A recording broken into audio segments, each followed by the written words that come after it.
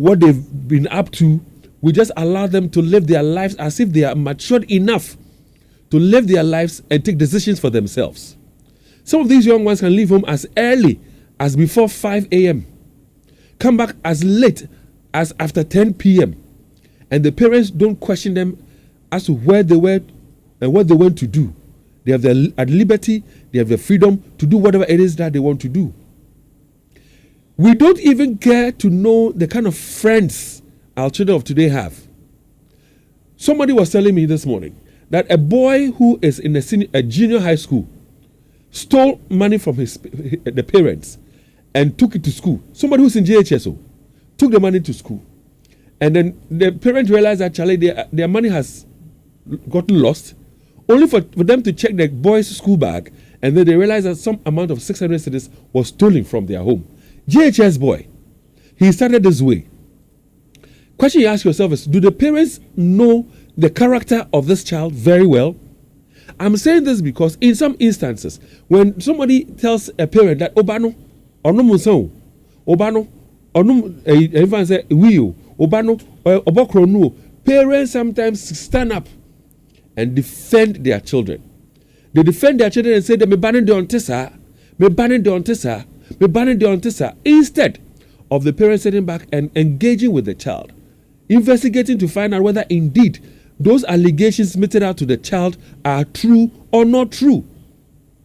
But we jump to the defense of these children. I went to a police station a couple of months ago, not beyond two months ago, Leo. And when I went there, I was defending somebody. That the person is not like that. Apparently, I was deceiving myself to a certain point. One of the police officers told me that there was a woman whose son was arrested. And when the woman's son was arrested, the allegation was that the child uses drugs and is also a thief. The woman said all that she could say, cursing and mentioning God. Then the banning on Tessa. 6 months down the line, the guy in the company of some other friends went to commit some armed robbery operation, and they were arrested. Now the son is in prison here in Edum, Kumasi. How well do we know our children? Where they go to, the friends they keep, the things they do, whether they are smoking or drinking. How well do we know our children? How come we are not prepared to really spend time to talk to our children to find out whether what we have heard is true or not? There are some parents, and I was saying it earlier this morning, Leo, that there are some parents who you ask your 12-year-old daughter, and Akosia need 5 cedis or honum. You know Akosia doesn't work. Why are you asking Akosia for 5 cedis or 10 cedis? And if Akosia gives you that 5 cedis or 10 cedis, you take that money and then you use it. What are you telling Akosia? So she, at the age of 12 or 14, will come across someone who says, I'm interested in you. And in this world we are living in right now, money is leading us in everything. Who is car? Will be more respect. Who is car? Who know be. So that this teenage girl will give herself to another person who will give her money. We have talked severally about these girls who, for want of sanitary pads, are giving themselves to men who sleep with them and give them money to go and buy sanitary pads. It is the responsibility of you, the parent. If you have a daughter who is menstruating, it is your responsibility to provide the sanitary pad for the child. So plan ahead. She menstruates once a month. Plan ahead, so she doesn't fall prey to some useless, unscrupulous man out there. We live in a society where people come from up north. And when they come from up north, they don't have jobs to do. So they carry machetes, they carry hoes, and they say they want to go and weed. If it's in a dry season, you still see these people carrying machetes and hoes that they want places to weed. So imagine that this person walks up and down the street for 2 days and doesn't get a place to weed. But meet somebody who tells the person that, oh, this is some weed, oh.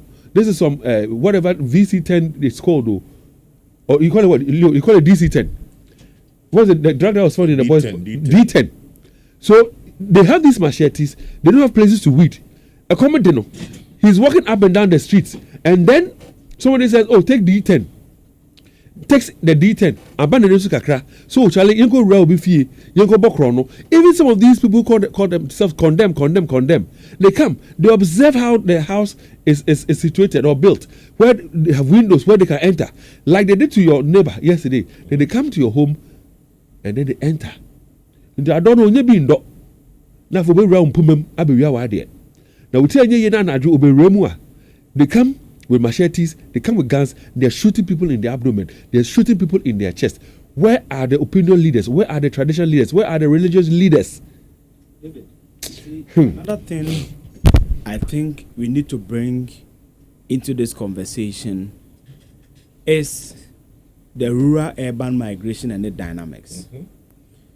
When you look at the names, and I'm not here to stereotype any tribe or anything. And before you go any further, let's join us on Facebook and see what young girls, 14, 15, 16 girls are doing. It's already public knowledge. Some people have already seen it. You might not have seen it.